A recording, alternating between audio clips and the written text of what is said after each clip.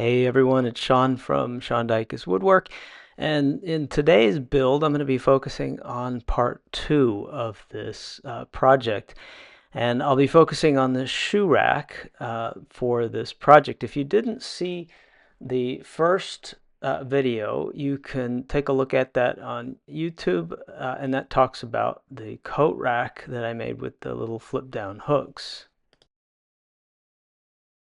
If you didn't see part 1 of this video, I'll just do a quick summary. This was a client who came to me looking for a solution to this entryway. They had a coat rack and a shoe rack, and as you can see, the shoe rack is sort of in the way. The door doesn't even fully open, and so in today's video we're going to be focusing on what I did to help them there. Just like with the coat rack, I started off in SketchUp. I made a model of what they had today, and then I went and made several different iterations and some back and forth with the client until we finally reached a really cool solution of putting the shoe rack on the stairs. Since the stairs are quite wide, we could get quite a bit of shoes, and I think in total I could get 10 pairs of shoes into this version. So let's get started. So I'm going to be using some oak, and I take and mill one face flat, and I turn it 90 degrees and mill one edge flat, and then I run the opposite face through the thickness planer. I'm just going to do a rough thickness for now, and then I'll rip the opposite edge parallel to that edge that I planed. Now I'm going to sticker these boards, which just means I'm going to let them sit for a couple days and get used to my shop. Once that's done, I cut everything to roughly the right thickness and size, and I finish that on the thickness planer. And then once I've got everything to the right thickness, I can start to cut everything to length. I had to make a custom stop to get the long legs cut to the right length and consistently.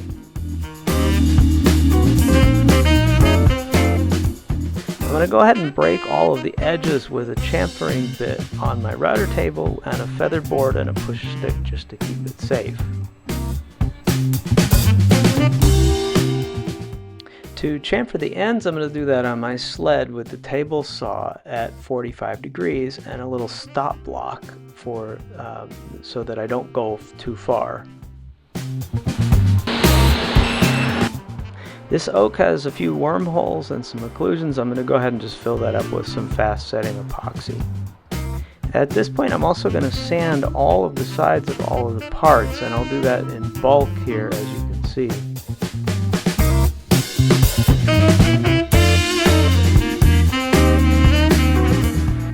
And that's me trying to explain how many dominoes I'm going to use in each of the cross members.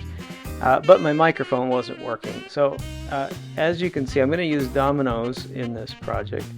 And I don't, because those legs, the cross members come together exactly the same spot, those dominoes will run into each other. And I could do some fancy things with 45 degrees and cut the ends of the dominoes and bring those together at the same point. But in this case, what I decided to do is the structural parts of this shoe rack, I'm going to use 2 dominoes, and the pieces that are just sort of separating the non-structural parts, I'm going to use just 1 domino, and I think that will be well strong enough, especially since this is not a bench and it's not intended to take weight.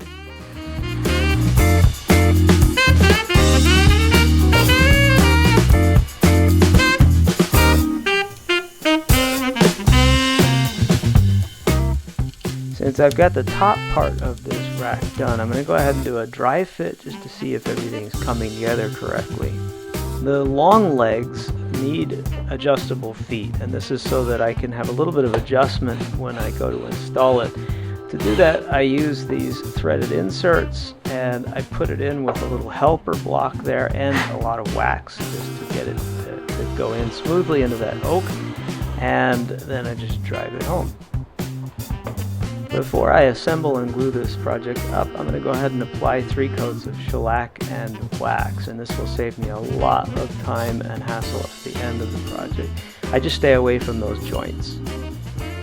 And all the horizontal pieces get dominoes first on both ends, and then I can bring the horizontal pieces together with the vertical pieces. I built this assembly table that I saw on Workshop Companion. It's absolutely fantastic. I have to wax it to keep glue from sticking to it, but it works really well. Here I'm just doing a test assembly of the first piece. The first part of this glue up isn't super stressful. I've just got those cross pieces to put in between the long pieces.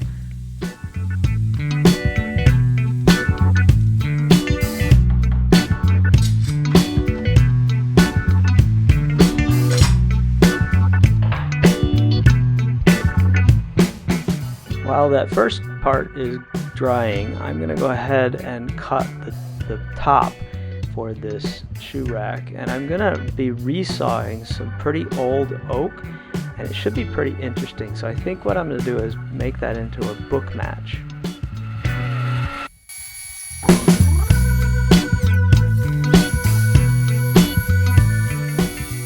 And now that I've opened that wood up, it really warps pretty good. That's really normal, so I'll sticker that like I did everything else in the beginning of the project. I'll let that sit for a few days with some weight on it, and it will, in the end, it will come down to within about 1/2 millimeter or 1 millimeter. It's about 5 or 6 millimeters off right now. This is such a large glue up, and I've got so many parts to put together. I'm trying to make this as easy on myself as I possibly can. The other thing that I've done is I've created these little parts. They're all correct lengths, and so when I get everything all together, I'll pop all of these in on both sides and on the top, and check that the widths here are correct. So I'm also going to be using Type-on 3, which should give me quite a bit more time to work.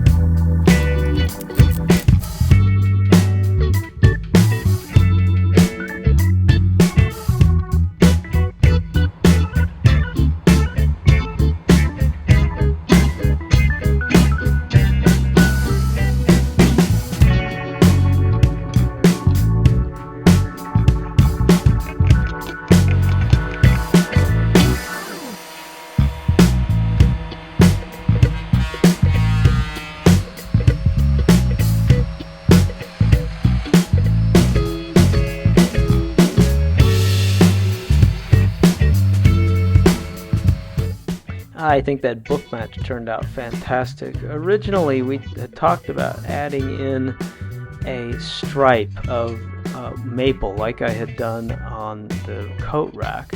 But after I showed these pictures to the client, we both agreed that let's just leave it. That book match looks really fantastic, and I think it would just ruin it to cut a strip of maple into that.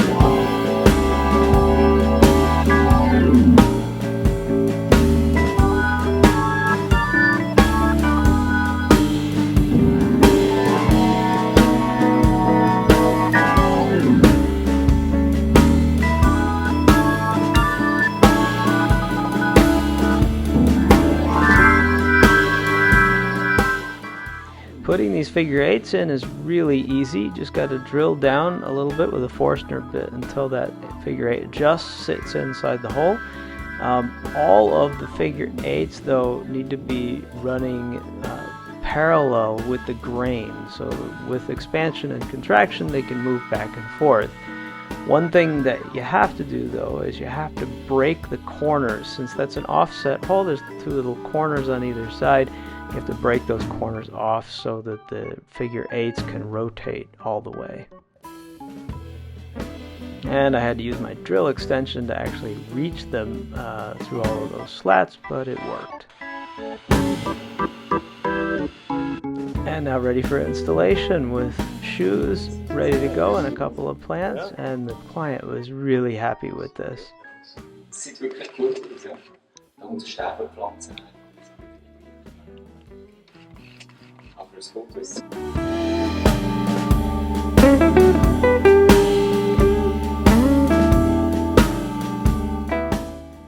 And this project is now done. I'm really excited that I had a chance to do this, and I really want to thank the clients. This was a fun project.